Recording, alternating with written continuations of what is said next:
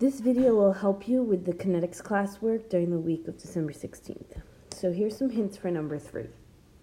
Number 3, we're trying to figure out when is the rate half of what it initially is. If we start with 1 mole of O3 and 1 mole of O2 in a 1 liter container. So really, because we have a 1 liter container, we have moles and molarity are exactly the same thing.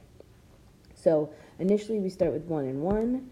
But there's going to be some change. So if we lose 2 moles, if we lose X moles of O3, we're really gaining a ratio of 3 to 2 moles of O2. So I wrote that as minus 2X, using that coefficient right here, and we would add 2X here. So we're going to solve for some rate where we have 1 minus 2x moles of O3 and 1 plus 3x moles of O2.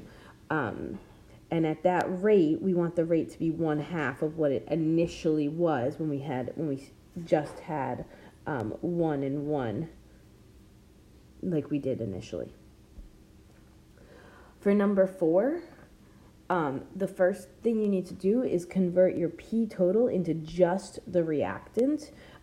Pressure in kinetics, the pressure of a gas is just like taking the molarity of an aqueous solution. We can measure the rate using pressure, and that'll just look like rate equals K times the pressure of A, or whatever K is and whatever A is.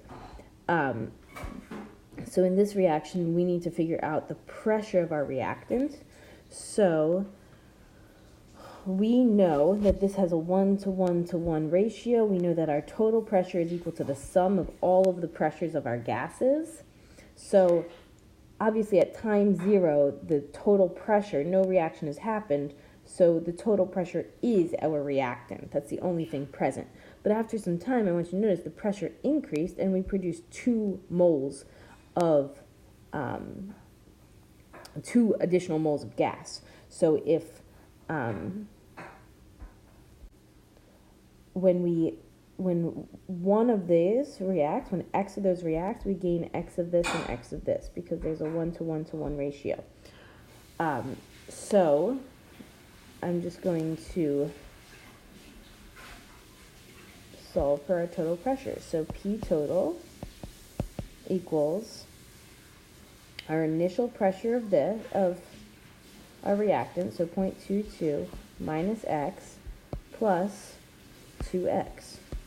Okay, and in this case our P total is 0.24. Okay, we can simplify this to just say plus X.